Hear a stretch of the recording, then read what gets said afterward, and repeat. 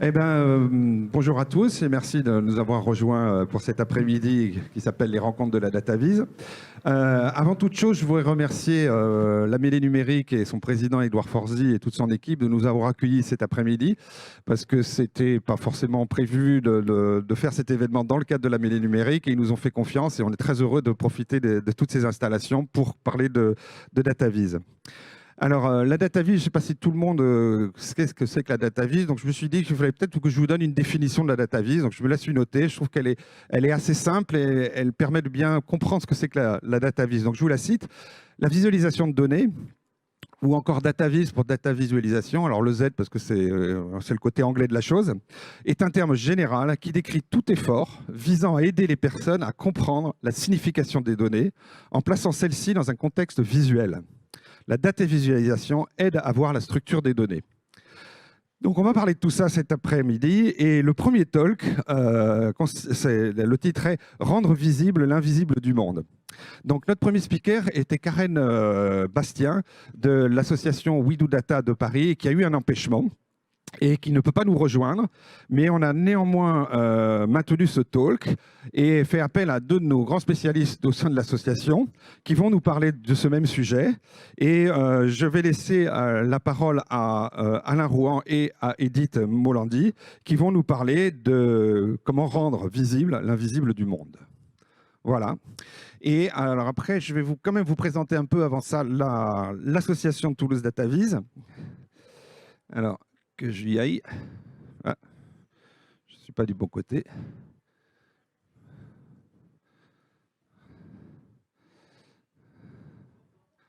Ah oui, d'accord. Alors, le programme de l'après-midi, donc la première conférence que je viens de vous introduire. Après, on aura une conférence de Florent Melki qui nous vient de Nantes et qui est data scientist et qui s'est intéressé aux réseaux sociaux et voir qu'est-ce qu'on pouvait trouver comme information dans les réseaux sociaux et comment la DataVis permet de mettre en évidence des informations très utiles. Après, nous aurons une conférence de Cyril Benmehdi et de Simon Lafosse qui sont de la société Pierre Fabre et qui nous expliqueront comment la DataVis a été mise en place au sein de leur organisation. Et puis Éric Mauvière, qui appartient à la société ISEM7 et qui est un spécialiste de DataVis et qui fait de la formation et du conseil, et nous montrera comment, à partir d'un jeu de données, on peut faire différentes représentations pour montrer différentes choses.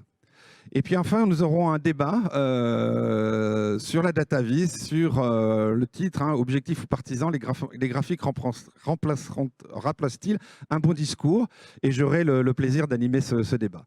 Et puis ce soir, à 19 h, on a ce qu'on appelle l'Acavis Party. Je vous invite tous à y participer, en tout cas ceux qui sont sur place. C'est la remise des prix du grand concours Acavis que nous organisons chaque année, qui est un concours qui consiste en fait à donner un jeu de données. Et tous les participants ont 10 jours pour raconter une histoire avec des graphiques. Et on a reçu 27 contributions et ce soir, nous allons remettre la remise des prix aux gagnants. Donc, ce sera intéressant. Et après, nous avons un buffet où vous êtes tous invités. Vous pourrez discuter avec tous les gens présents sur la DataVis. Donc, voilà le programme pour l'après-midi. Et donc, je vais après...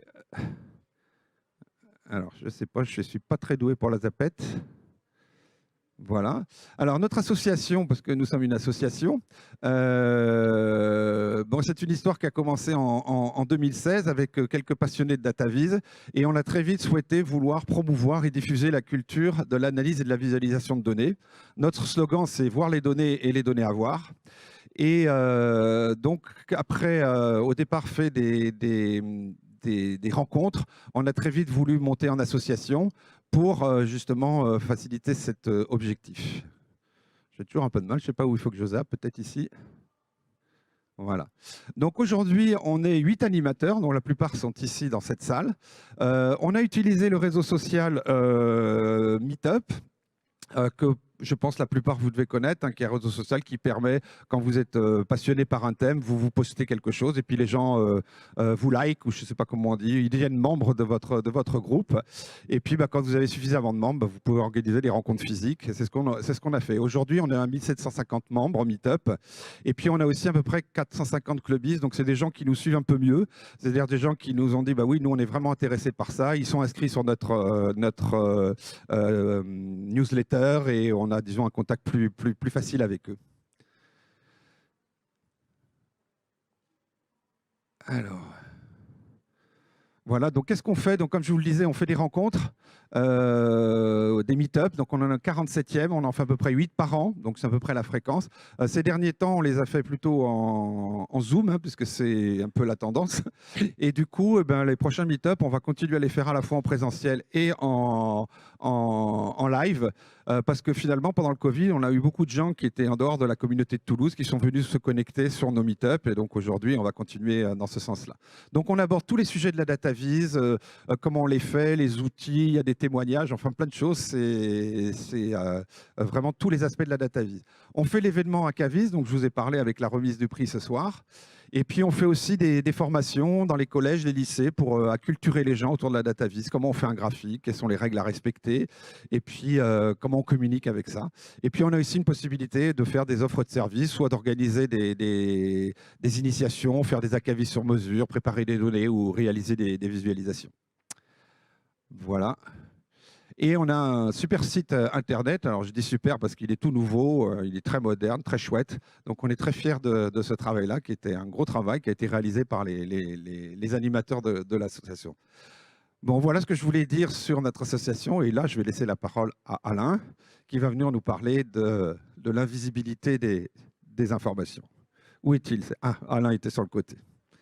Donc je ne sais pas s'il faut que je te donne ce micro ou si tu en prends un autre. Je ne sais pas comment ça marche.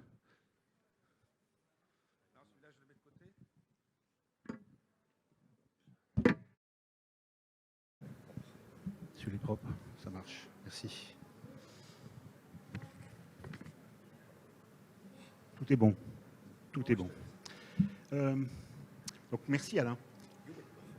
Rendre visible l'information, c'est ça le thème. Alors vous connaissez sans doute le truc qu'on utilise pour expliquer à un enfant la différence qu'il y a entre 1 million et 1 milliard, ou un millionnaire et un milliardaire. C'est simple, on dit voilà, toi, tu tends le bras, au bout de ton index c'est 0, et là au cou, eh ben, c'est 1 milliard. Où se trouve 1 million? Alors, ça marche aussi chez les adultes, hein. Alors d'après vous, la première phalange, à l'ongle? Non. Le million se trouve, si vous avez les ongles bien coupés, c'est-à-dire à ras, c'est à peu près l'ongle qui dépasse de votre peau, c'est-à-dire moins d'1 millimètre. 1 milliard, 1 million, là, au bout de l'ongle. Là, je viens de rendre visible de l'information quantitative. On touche, on est dans le sujet, là. Bon, c'est un peu primitif, mais c'est le sujet.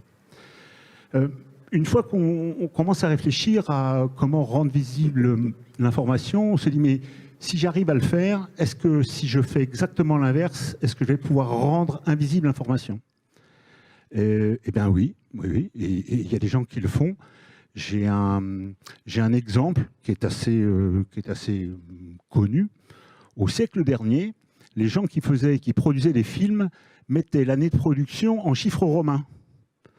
Alors, sur le générique, quand on va passer un chiffre romain à 11 caractères, c'est pratiquement impossible de le décoder. Juste pour le fun, 1983, par exemple, ça fait M, C, M, L, X, X, X, I, I, I. Alors, qu'est-ce qui se passait? En fait, les producteurs pensaient que c'était intelligent, parce que comme ça permettait aux spectateurs de ne pas s'apercevoir qu'ils regardaient un vieux film. Bon. Maintenant, c'est fini, hein. Sur Netflix, toutes les séries sont en 2021 et c'est écrit en clair. Alors, j'ai sélectionné quelques exemples que j'espère mémorables.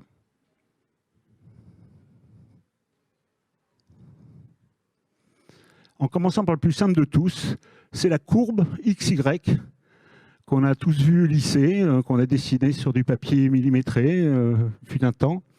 Dans des repères dits orthonormés. Il y avait le X et le Y qui étaient de la même dimension.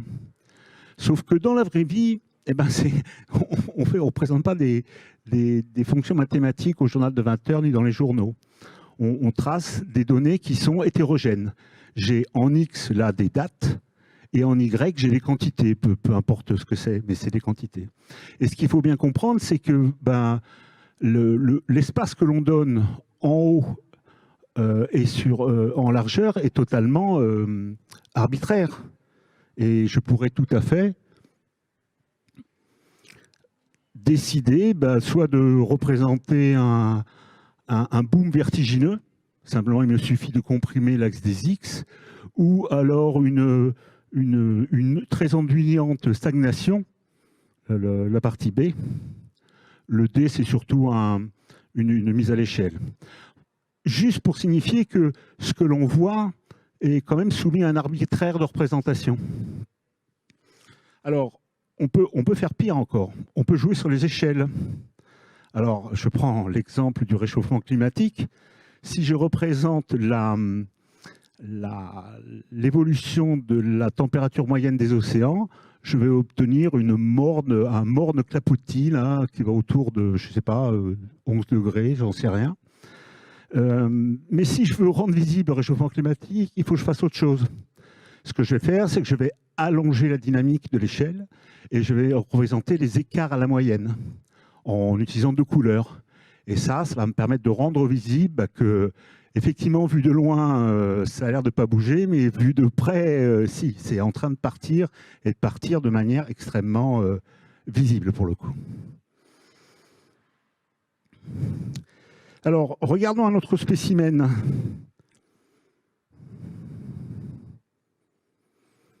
Qui permet de rendre visible l'information, le fameux camembert.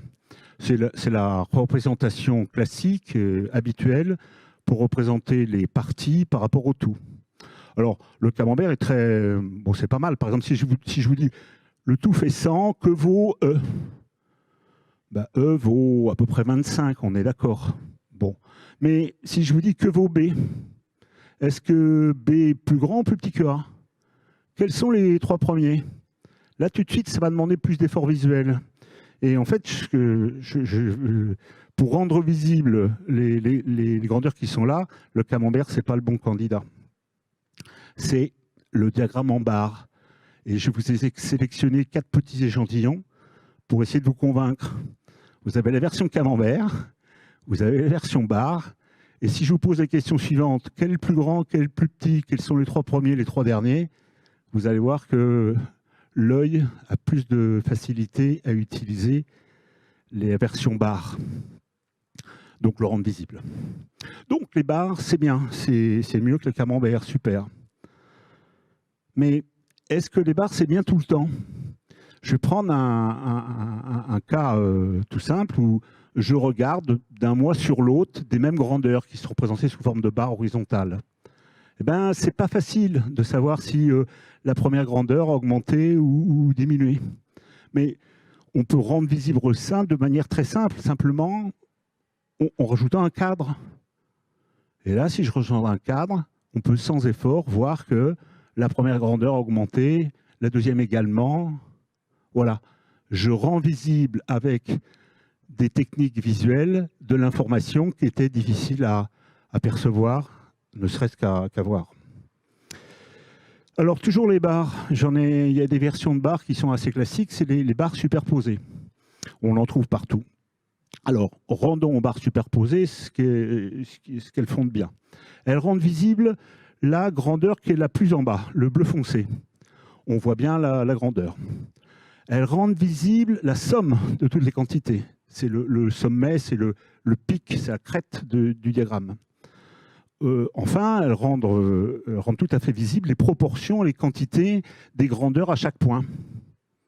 On est d'accord. Mais là où elles échouent lamentablement, c'est à rendre visible l'évolution des données individuelles. Donc pour ça, il faut changer de technique et utiliser une représentation qui s'appelle petit multiple, où on présente 3 courbes qui sont synchronisées du point de vue des échelles. Et là, on peut voir l'évolution individuelle. Il y a aussi des astuces pour rendre moins visible qu'on ne le souhaiterait certaines grandeurs. C'est le fameux axe des Y à 0. Vous voyez ici le résultat d'un sondage qui demande aux gens, est-ce que vous pensez que de mettre l'axe à 0, l'axe des Y à 0 est important? Et si vous examinez bien, l'axe commence à 90 degrés, 90%. Bon, j'ai sélectionné un dernier exemple issu du monde de l'entreprise. Alors, c'est des chiffres absolument illisibles. On voit quand même que c'est des ventes de produits se trouvant sur 4 zones géographiques. Bon, si je vous dis, bon, qu'est-ce qu'il faut penser de cette entreprise? Ou imaginez-vous que vous êtes le patron, est-ce que tout va bien? Que faut-il faire? Bon. Alors, je vais tenter de rendre visible quelque chose qu'il y a dans ces chiffres en les remplaçant par des courbes. Et là, je pousse un peu le bouchon loin, je retire tous les chiffres, c'est un peu l'ultime. Chaque trait ligne noire, c'est l'évolution mois par mois. Donc on voit l'évolution mois par mois des ventes dans les zones géographiques. Le grand carré gris en arrière-plan, c'est le cumulé à date. C'est tout ce qu'on a fait depuis le début de l'année. Et j'ai retenu que 2 critères, le chiffre d'affaires et le ratio publicité sur chiffre d'affaires. Donc, il n'y a plus de chiffres, mais est-ce que tout d'un coup, est-ce que de l'information n'apparaît pas? J'ai l'impression que si. Par exemple, j'ai l'impression que je peux deviner quelle est la nationalité de cette société. Ça ressemblerait bien à une société française, c'est là où il y a le plus gros du chiffre d'affaires, qui cherche à se développer en Europe, avec peut-être une filiale aux États-Unis, et qui semble avoir du mal à se développer en Asie. Bon. Je vois que sur le marché US, ça a l'air de bien se passer, parce que les ventes sont assez stables, même en augmentation, et la publicité a l'air d'être assez efficace, puisqu'elle est aussi efficace que celle que sur le marché français. Donc sur les US, ça me paraît, il y a quelque chose qui se passe bien. Sur l'Asie, par contre, là, ça a l'air d'être pas terrible du tout. Le chiffre d'affaires est faible, c'est le plus faible des 4 régions, et la publicité dépensée est vertigineuse. Là, il me semble que le diagnostic, ça doit être que la publicité doit être mal adaptée, quoi. On en dépense beaucoup, mais ça n'a pas un bon effet. Probablement un problème culturel. Et le dernier secteur, c'est l'Europe. Alors l'Europe, c'est assez curieux. On voit que le chiffre d'affaires est en baisse, là, de mois le mois, et que la publicité augmente. Donc on peut se dire, ah, très bien, les gens en Europe, la vente Europe augmente les publicités pour contrebalancer cette diminution de chiffre d'affaires. Sauf que à dépenses de publicité constante, si le chiffre d'affaires diminue, alors le ratio publicité-chiffre d'affaires augmente, quoi. Donc là, si vous êtes le patron de cette société, il faut vite aller demander au patron de l'Europe qu'est-ce qui se passe. Je peux revenir au tableau de chiffres. C'était ça, la donnée naturelle. La visualisation graphique a permis d'en extraire de l'information. Et vous avez vu qu'il n'y a pas besoin de savoir si c'est une société si c'est des dollars, des euros, des milliers, des milliards, si c'est des produits, des services. J'ai réussi à rendre visible de l'information qui n'était pas dans les chiffres. Et je passe le micro à Edith.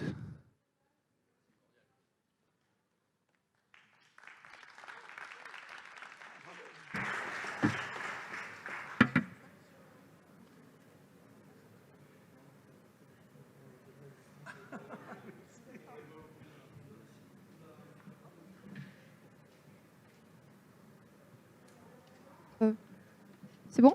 Ouais. En attendant, bonjour à tous. Moi, je suis Edith. Je fais du développement front-end et de la DataVis chez Machina Corpus. Et je suis aussi membre du Meetup Toulouse DataVis. Et du coup, en attendant les slides, moi, je voulais vous partager une vision aussi sur le fait que certaines données soient invisibles, mais sur quelque chose d'un petit peu différent. Là, on parlait de l'environnement, on parlait d'entreprise. Et moi, j'ai envie de vous parler de quelque chose un petit peu plus personnel, des choses sur nous ou les relations qu'on a avec les gens. Et je vais vous présenter les travaux de 2 designeuses de l'information qui s'appellent Georgia Lupi et Stéphanie Posavec, qui ont fait un super projet, ok, merci, qui s'appelle Dear Data. Et du coup, avec les images, vous comprendrez directement. Elles ont fait, en fait, pendant une année, elles se sont échangées des cartes postales. Une habite à New York, l'autre habite à Londres. Et elles se sont échangées des cartes postales, une par semaine, mais pas n'importe lesquelles. En fait, chaque semaine, elles décidaient d'un thème commun à toutes les deux.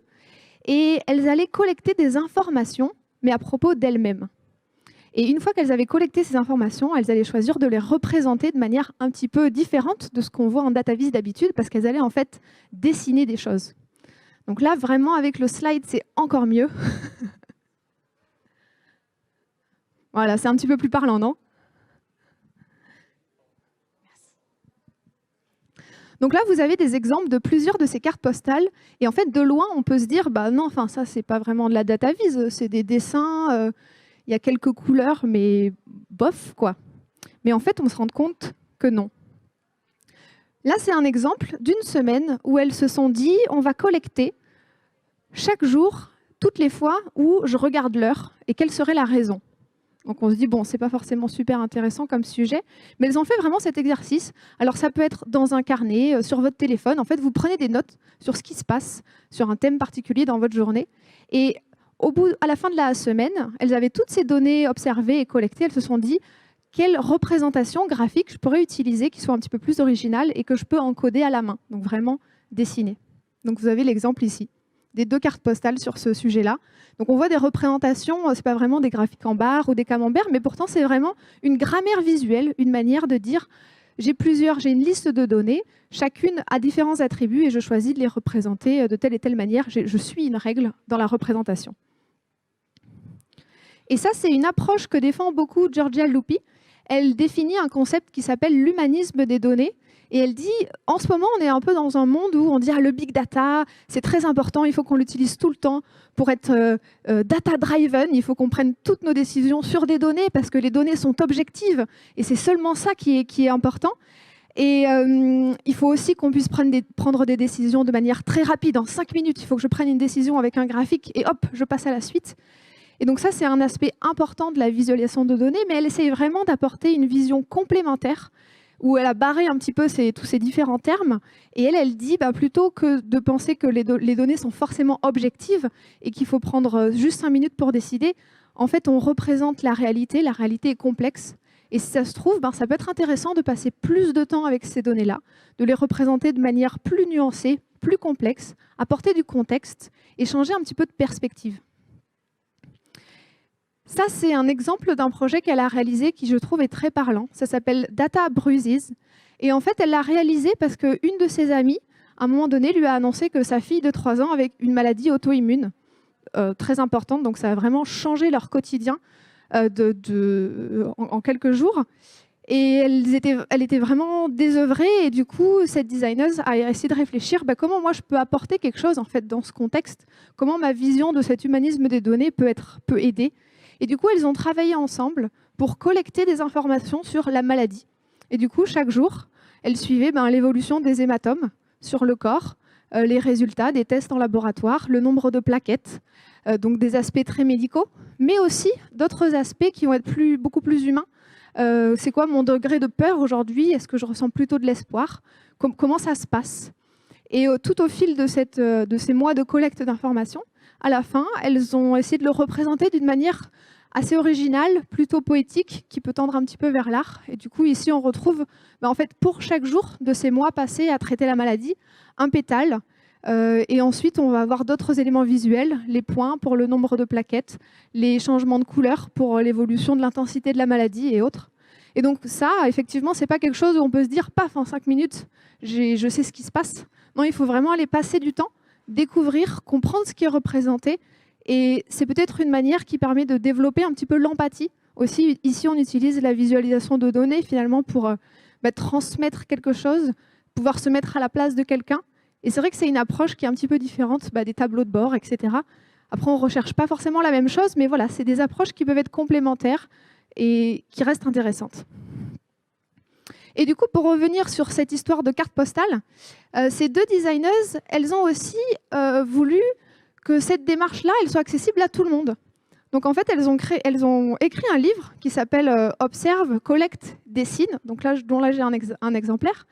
Et l'idée, c'est vraiment de dire et de prouver que cette approche-là, en fait, on n'a pas besoin d'être scientifique, on n'a pas besoin de faire de la data vis, d'être expert, d'être technique. C'est vraiment quelque chose qui est accessible à tous et à toutes. Et du coup, au travers de ce livre, elle montre la démarche un petit peu de comment on peut collecter des informations personnelles, créer notre propre vocabulaire visuel pour le représenter. Et du coup, c'est quelque chose que j'ai envie de vous faire expérimenter, si vous avez envie, en quelques minutes ensemble. Et c'est un exemple qui est tiré de ce livre-là. Donc si vous voulez, vous pouvez, avec moi, prendre des notes un petit peu, qu'on collecte ensemble et qu'on représente des informations. Rien d'obligatoire, si vous ne voulez pas, vous regardez et vous faites rien, pas de problème. Et ça peut se passer sur un carnet, sur votre ordinateur, même dans votre tête, et vous pouvez continuer après chez vous si ça vous intéresse. Si vous voulez jeter un œil au livre aussi, trouvez-moi et je vous montrerai. Donc là, je vous propose de collecter des données sur vos amis. Il y a peut-être 3 à 5 personnes dans votre entourage qui sont vos amis proches. Donc essayez de penser à qui ça pourrait être. Ça peut être plus que 5, moins que 5, c'est vous qui choisissez. Et d'essayer de noter quelques informations sur ces personnes. Bon, déjà, ça peut être leur nom, ça peut être leur âge et potentiellement la différence d'âge que vous avez avec eux. Ça peut être leur genre, homme, femme ou autre. Et 2 informations importantes, c'est quand est-ce que vous vous êtes rencontrés. Sur cet aspect-là, je vous propose de choisir une catégorie, c'est-à-dire est-ce que c'est des gens que vous avez rencontrés pendant votre enfance, pendant vos études ou après. Et ensuite, d'essayer de vous rappeler, c'est quand la dernière fois que j'ai vu cette personne. Est-ce que c'était la semaine dernière, le mois dernier, l'année dernière ou avant?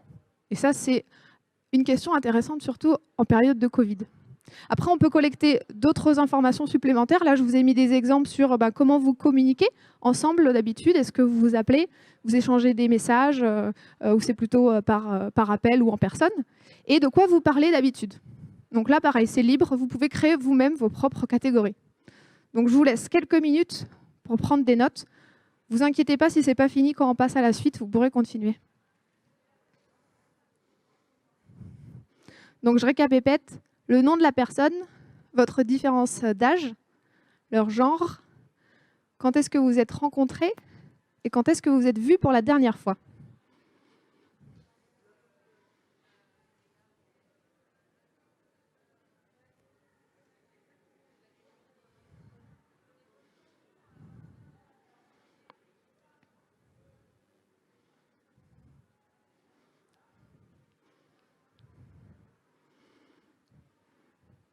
Pour ceux et celles qui jouent le jeu, n'hésitez pas à lever la main quand c'est bon pour vous. Comme ça, je sais quand avancer. OK. Si déjà vous l'avez fait pour 2 ou 3 personnes, c'est pas mal pour commencer.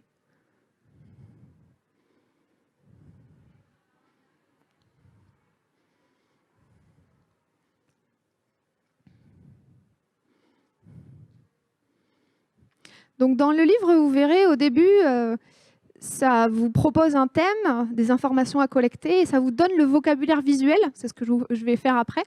Mais libre à vous après, sur un autre thème, de créer votre propre vocabulaire et être complètement créatif. Il n'y a pas de limite. Donc on va partir du principe que vous avez plus ou moins fini de collecter ça. La deuxième étape, une fois qu'on a collecté les données, c'est de créer un vocabulaire, choisir des encodages. Encodage, c'est un peu un mot barbare qui permet de dire un attribut dans les données, je vais le représenter de telle manière graphique. Donc ici, je vous en propose un et vous pouvez le changer. Ce que je vous propose, c'est que du coup, une personne, ce soit un rond. Et en fait, on va remplir ce rond en fonction du genre. Donc par exemple, une femme, ça peut être un rond rempli de noir. Un homme, il peut y avoir une croix ou juste un cercle. Et en fait, on va positionner ces personnes-là sur une feuille A4 qu'on va venir découper. En fait, en bas, on va avoir 3 catégories. Quand est-ce qu'on s'est rencontrés? Et sur l'axe vertical, on va avoir 4 parties. Quand est-ce que vous êtes vus pour la dernière fois? Ensuite, je vous propose que la différence d'âge, ça peut être par exemple une flèche qui va soit vers le haut, soit vers le bas, en fonction de la différence. Et après, bon, ça c'est du bonus, sur les manières de communiquer ou sur les discussions, on peut ajouter des croissants, des petits pétales. Vous pouvez aussi changer ça si vous préférez faire autre chose. Donc une fois qu'on a défini ce vocabulaire visuel-là, il n'y a plus qu'à dessiner. Donc là, vous pouvez prendre une feuille à côté et faire cette répartition horizontale et verticale en fonction des différentes catégories. Et déjà là, on va peut-être voir se dessiner des patterns qu'on n'aurait pas vus, qui étaient invisibles avant, mais là qu'on représente finalement parce qu'on s'est posé la question. Et moi, je sais que quand je l'avais fait la première fois, je m'étais rendu compte qu'en fait, que tous mes amis proches aujourd'hui, c'était que des gens que j'avais rencontrés pendant mes études. Et que on se voyait, il y en avait quelques-uns que je voyais régulièrement, mais d'autres non. Il y avait eu des déménagements, des choses comme ça. C'est vrai que je ne l'avais pas formalisé dans ma tête avant, mais le fait de le dessiner, des fois, ça fait, on peut découvrir des patterns comme ça qu'on n'imaginait pas avant. Donc, est-ce qu'il y a quelques personnes qui se mettent un petit peu à dessiner ou pas? Qui veut tenter l'aventure? Oui, par là-bas. Un peu ici, je vois que ça s'active sur des cahiers devant. Ça dessine dur. Après, vous inquiétez pas, on vous repartagera les slides si vous voulez les retrouver et continuer ça.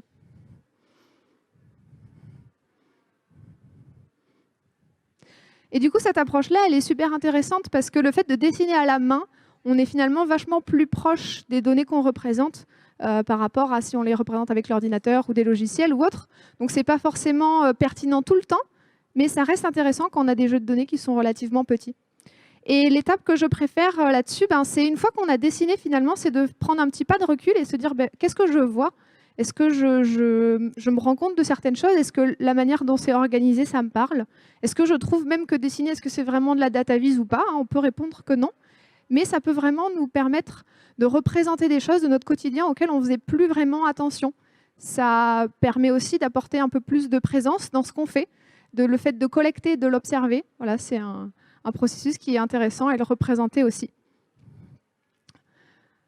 Voilà, je reste à votre disposition si vous voulez voir un petit peu le livre et avoir d'autres idées de quoi représenter, mais n'hésitez pas aussi à aller voir un peu plus profondément les travaux de Georgia Loupi et Stéphanie Posavec.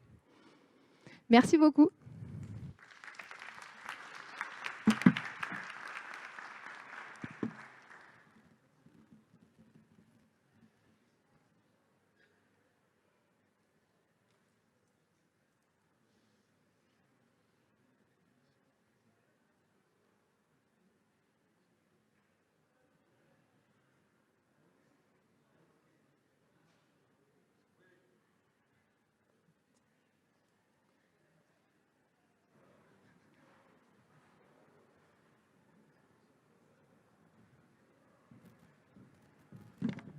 Bon voilà, comme vous l'avez pu le constater, on a fait une conférence un petit peu dans la précipitation. Donc on est à beaucoup de temps de libre devant nous, puisqu'en gros on avait jusqu'à peu près 15 heures, un peu près.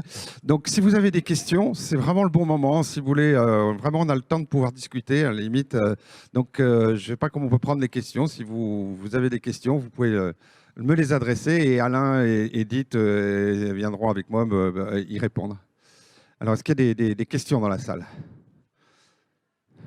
D'abord, est-ce que ça vous a inspiré? Oui. Alors, techniquement, il faut que je comprenne la question pour pouvoir la reformuler, à moins que, top là, il y a un micro, donc c'est sauvé. Avez-vous des livres à conseiller pour apprendre la database? Alors, on a plein de choses à vous conseiller. Alors, tout à l'heure, je vous ai parlé de notre site qui s'appelle toulouse-dataviz.fr. Il y a un onglet qui s'appelle ressources. Et dedans, vous allez avoir plein d'informations, notamment des bouquins que nous, on vous conseille. Donc, il y en a toute une tripotée. En fonction de ce que vous voulez faire, vous pouvez choisir. Bon, alors ça reste un choix très... C'est notre choix. Hein. Il y en a plein de sujets de DataVis. Alors, un des problèmes dans la DataVis, il y a beaucoup de livres qui sont en anglais. Donc, pour ceux qui ne parlent pas l'anglais, ce n'est pas toujours simple. Mais il y a de plus en plus de livres de DataVis qui sont en français, notamment pour expliquer un peu les bases de la DataVis et ce genre de choses. Autre chose, j'en profite, au niveau de l'association, donc comme je vous le disais tout à l'heure, on a fait 47 meet-up, donc des meet-up où on a expliqué la DataVis, les règles, comment on code, un peu ce que vous a expliqué Edith et Alain, mais on a fait des meet-up, et pour certains, je crois qu'on en a plus de 26 sur les 47, qui ont été filmés, donc qui sont disponibles en vidéo sur notre site, on a notre chaîne YouTube. On s'y est mis, et donc vous pourrez aussi trouver pas mal d'informations dans ces meet-up. Donc moi je vous conseille, si vous voulez vous lancer, vous pouvez aller regarder sur notre site, et il y a aussi pas mal de ressources, que ce soit sur YouTube ou ailleurs. Voilà. Donc ça peut traiter des sujets qui sont très techniques, Si vous êtes plutôt développeur codeur, bah, vous allez voir, on va vous apprendre un peu comment on fait du codage avec du JavaScript ou des choses comme ça. Ou l'utilisation d'outils. On a fait aussi un meet-up, par exemple, pour découvrir un peu des outils comme Tableau Software, qui sont des outils qui permettent de faire de la data vis sans avoir à coder, mais il y en a plein d'autres. Voilà, donc vous pouvez piocher un peu dedans. Mais moi, je vous conseille de regarder un petit peu les présentations qu'il y a. Ça vous donnera une idée. Puis au fur et à mesure, vous pourrez vous y mettre. D'autres questions, peut-être? Ah là, ici. Ah non. Non, je la prends avant. Je voudrais savoir comment chacun de vous s'est un peu lancé dans la data vis. Parce qu'on a tous des parcours un peu différents, des raisons différentes de se lancer. Du coup, pour chacun d'entre vous, c'est quoi? Alors, bien, je vais faire de manière un peu à la louche, à moins que Christophe, tu sais venir. Alors, il y a le monde de la data vis, si je le mets de manière un peu générale, il y a beaucoup de gens qui étaient dans la recherche, qui utilisent en fait la visualisation de données dans leurs travaux de recherche et qui s'inspirent un peu de la data vis et se passionnent un petit peu là-dedans et se mettent à former ou à faire des cours sur ce sujet. Enfin, tu peux peut-être en dire quelques mots, toi, Christophe, parce que c'est vraiment ton cas. Bonjour, oui, je suis Christophe Bontemps. J'étais enseignant et chercheur à la Toulouse School of Economics et je me suis pas mal rendu compte que la production, la visualisation et la dissémination, c'est-à-dire la représentation de résultats de recherche, était un des parents pauvres, à la fois au niveau de la découverte des données et surtout de la découverte de résultats ou de l'explication de résultats. Ceux d'entre vous qui ont manipulé des données ou qui ont fait une simple régression, la plupart des logiciels vous sortent un tableau où la plupart des résultats sont sous forme de tableau. Donc très rapidement, j'ai eu un peu à cœur de regarder autre chose que des tableaux avec des étoiles ou des choses écrites en gras en me disant mais on voit rien du tout là-dedans, il y a 60 nombres à se représenter. Et donc je me suis intéressé à la visualisation de données dans cette optique-là, de moi essayer de mieux, d'une part comprendre les données, d'autre part mieux montrer mes résultats, surtout quand les phénomènes sont un peu complexes. On a souvent assimilé la visualisation de données à de la simplification. Je pense que c'est faux. Ce n'est pas le bon terme. Le terme, c'est la clarification. Donc si je dois définir mon approche et pourquoi j'ai fait de la visualisation, c'est pour essayer de clarifier les choses d'abord pour moi et ensuite pour les autres, et les autres étant en grande majorité soit des gens comme moi qui souffraient un petit peu, ou des étudiants qui n'avaient pas pris qui n'avaient pas appris ces méthodes-là parce qu'elles ne sont pas beaucoup enseignées. Et donc c'est comme ça que je suis arrivé en lisant des livres. Donc on a demandé quel type de livres. Il y en a plein. Ça fait très très longtemps en fait qu'il y a des choses écrites. C'est pas très connu. En France, c'est pas du tout connu. Il y a eu pourtant des grands pionniers en France. On en parlera un petit peu plus tout à l'heure lors des présentations. Je pense à Eric qui va forcément citer Jacques Bertin. Voilà, donc en lisant des livres, en lisant des articles, et puis en se rendant compte qu'en fait, ce que les logiciels et ce que les gens vous donnent par défaut, il ne faut pas le prendre pour argent comptant, il faut essayer de l'améliorer, il faut essayer soit de se le représenter. Mais mes camarades ont sûrement d'autres expériences, puisqu'eux, ils viennent plus du monde de l'industrie. Alors, qui veut venir Alain Rohan. Alors Alain va nous dire un petit peu son parcours. Ce qu'on peut dire aussi, c'est qu'il y a pas mal de gens qui sont des développeurs, hein, qui font du code et qui s'intéressent aussi à cette question de data vis et qui, par opportunité, vont se spécialiser un peu dans ce genre de choses. Et puis aussi un point, parce qu'on n'a pas tellement de représentants dans notre association sur Toulouse, il y a beaucoup de gens, notamment des designers, hein, qui sont plutôt des gens qui sont dans le design et qui vont s'intéresser à la représentation. Alors pas tellement à la donnée, parce que ce n'est pas vraiment forcément leur formation de base, mais par contre qui savent mettre en scène des graphiques et arrivent à faire des choses très très jolies, très agréables et qui aussi. Donc on a aussi une partie de gens qui sont dans le design graphique, donc qui n'ont pas forcément des parcours d'ingénieurs. Mais c'est vrai que nous, sur l'aspect Toulouse DataVis, on est plutôt des gens qui viennent du milieu, j'allais dire, ingénieurs, scientifiques ou informatiques dans le développement. Mais je laisse la parole à Alain qui va nous dire un peu son parcours. La question, c'était comment vous êtes venu à la DataVis. Moi, pour faire court, ça fait un peu écho avec Christophe. Je suis ingénieur de formation. J'ai participé à beaucoup de réunions à des niveaux de direction où des gens très bien payés passaient des heures à discuter sur des tables Excel où il y avait 20 colonnes, 50 lignes et ça scrollait, quoi. Et ça m'a toujours énervé, scandalisé. Et bon, c'est devenu un petit dada. Et il y a maintenant 10 ans, j'ai créé une société où je ne fais plus que conseiller à comment bien représenter les nombres en entreprise ou partout ailleurs. Voilà. Voilà. Ben, je ne sais pas, ça répond à votre question. Je ne sais plus quelle est la personne qui... Ah, moi, Christophe. Ah, ben Christophe veut prendre la parole ici. Ben, voilà, parfait. Alors bonjour, je suis Christophe. Je travaille dans le domaine des grosses données chez Airbus et maintenant de la data science. Et comment je suis venu à la DataVis? En fait, j'étais parfaitement illettré en DataVis. Et puis, j'ai participé à un meet-up de l'association. Et je me suis rendu compte que j'apprenais énormément de choses.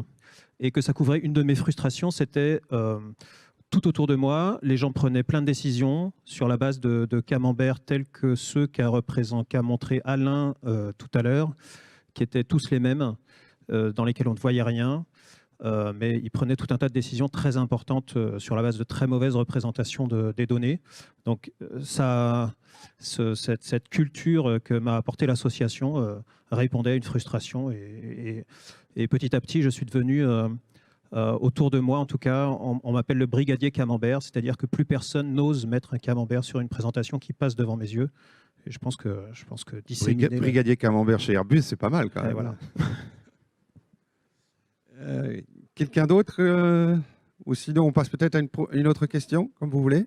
Je crois qu'il y en avait une autre question, oui. Alors par contre, il y a un micro quelque part, là, ici. Merci. La question a été un peu répondue, mais j'ai l'impression que la visualisation de données, c'est surtout une compétence dans un métier divers et variés. On l'a vu dans les intervenants. Je voulais savoir s'il y avait un métier dont la visualisation était vraiment le cœur du métier, en fait, et pas seulement une compétence à acquérir comme une autre, entre guillemets.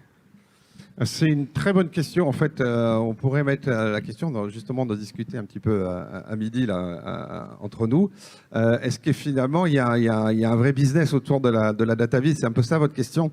Alors, moi, je vais répondre de manière très personnelle. Peut-être que quelqu'un aura d'autres visions. Je pense qu'aujourd'hui, il y a un vrai business au niveau de la réalisation de tableaux de bord. Il y a beaucoup d'entreprises qui ont mis en place des outils pour faire du reporting et des choses comme ça. Donc là, il y a un vrai besoin. Donc après, un tableau de bord, il y en a qui sont plutôt sympathiques, il y en a qui sont plus originaux. Mais bon, on sent derrière souvent, quand vous voyez des tableaux de bord, que les compétences de DataVis sont un petit peu moyennes, voire. Donc je dirais que effectivement, dans ce cas-là, c'est une compétence qui vient se rajouter à des gens qui sont capables de faire des tableaux de bord. Après, de la compétence pure, c'est-à-dire de la DataVis à marché, alors effectivement, vous avez des outils, maintenant vous voyez sur les smartphones, des choses avec de la DataVis, ou dans des sociétés d'informatique, il va y avoir des compétences pour des gens qui vont être capables de mettre ça en scène, etc. etc.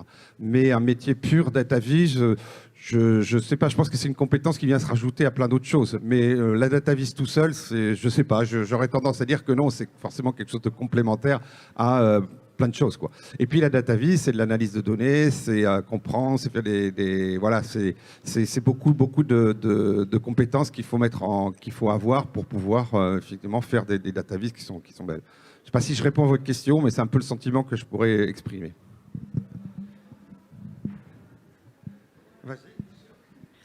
Pour compléter, peut-être que la question c'était aussi est-ce que je peux faire de la DataVis et en vivre? Je ne sais pas si c'était exactement ça. Je dirais que oui, mais ça dépend. En fait, pour moi, il y a 3 grands domaines, et peut-être que ce n'est pas exactement ça et qu'il y en a plus ou moins, mais la DataVis, comme on l'a vu, c'est la conjonction de plein de compétences. C'est à la fois une niche, mais à la fois quelque chose de très riche. Et du coup, je dirais qu'il y a 3 pôles où on pourrait faire, entre guillemets, que de la DataVis. Par exemple, dans des entreprises qui utilisent beaucoup de données pour prendre des décisions, je pense qu'il y a peut-être un profil qui va être plus scientifique autour de l'analyse de données. Comment bien explorer des données, comment bien prendre des décisions, les comprendre, les représenter ou aider les gens à les comprendre. Et ça peut se matérialiser sous la forme de tableaux de bord ou sous la forme d'outils spécifiques. Donc ça, c'est vraiment la partie les explorer, les comprendre, les transmettre, plutôt au sein d'entreprises, peut-être un peu plus grandes ou plus technologiques, parce que du coup, elles ont accès à ces données, elles ont l'infrastructure qui permet de les analyser. Le deuxième pôle, ce serait DataVis et développement, où là, l'idée, ça va être d'aider des entreprises, soit en tant que freelance, soit au sein des entreprises, de créer des outils qui permettent soit d'explorer, mais surtout de présenter les données qui peuvent être vendues sous la forme de produits ou autres. DataVis et développement, ça peut être aussi utilisé, bon, ça se développe doucement en France, mais dans le cadre du journalisme aussi. On voit de plus en plus d'articles qui utilisent soit du scrollytelling, soit d'autres formes pour raconter des histoires, prouver des choses en se basant sur les données. Donc ça peut être un axe aussi. Et le dernier, le troisième, ça peut être DataVis et design, où des fois, on n'a pas besoin forcément de savoir développer. On peut réaliser des choses qui vont être statiques, mais pour autant très, très utiles. Et où là, l'approche DataVis et design est particulièrement pertinente. Et ça peut, du coup, embarquer le fait d'aider des gens à comprendre que leurs données ont de la valeur et qu'on va les aider à les représenter après, soit en interne pour l'entreprise, mais aussi pour de la communication, éventuellement. Et je pense que dans les 3 cas, c'est pas forcément évident de faire comprendre aux gens que la donnée et du coup la représenter, ça a une vraie valeur. Donc je dirais que c'est pas forcément facile, mais que c'est possible et que ça a sa place en fait dans plein de cadres, mais c'est de plus en plus en train de se développer. Et je voudrais rajouter juste une chose, c'est que c'est aussi quelque chose d'assez passionnant, c'est presque addictif la DataVis. Je vous prendrai juste un exemple. Quand les premières données sur le Covid, sur les morts dans les hôpitaux sont apparus, donc c'était courant mars 2020. Début avril, bon, c'est des données qu'on peut récupérer, c'est des open data qu'on peut récupérer sur le site du gouvernement. Donc n'importe qui tape open data, vous allez récupérer ces données-là. Et je crois qu'à mi-avril, il y avait à peu près une centaine de tableaux de bord qui avaient été réalisés. Donc les gens, une fois qu'ils réalisent leur tableau de bord, bah, s'ils veulent, ils peuvent dire, bah, voilà, je l'ai réutilisé. Et un mois après, il y avait à peu près une centaine de tableaux de bord avec des tableaux de bord extraordinaires. Et je veux dire, les gens qui ont fait ça l'ont pas fait ni pour l'argent ni pour quoi que ce soit. C'était juste pour comprendre, pour se dire, ben, moi j'ai envie de comprendre ces données, j'ai l'accès à ça, et ils ont passé leur soirée ou des soirées à faire ce genre de choses. Donc je dirais que pour certaines personnes, la DataVis, c'est comme pour d'autres, jouer à des jeux vidéo.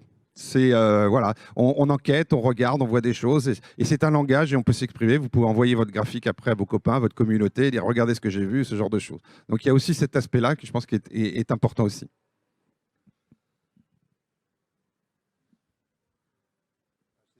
Je ne sais pas s'il y a encore des questions. Je ne vois pas grand-chose. Alors, la prochaine conférence, je crois qu'elle est à 15h15, si j'ai bien compris tous les trucs. Ce que je vous conseille, c'est dans l'intervalle entre les conférences, on est aussi venu présenter 6 posters que vous pouvez voir qui sont dans les couloirs et dans le patio. Donc, je vous invite à aller les regarder et éventuellement de revenir vers nous pour nous dire ce que vous en pensez, ce genre de choses. Donc, c'est des posters en A0 et qui voilà, essayent de vous interpeller sur la façon de représenter des données. Donc, si vous avez quelques minutes, allez-y entre les conférences, ce serait vraiment bien. Pas d'autres questions? Non, c'est bon? Bon, on va clôturer là et puis ben, j'espère que vous serez là pour la prochaine conférence, les prochaines conférences, parce que ça va être très intéressant. Merci.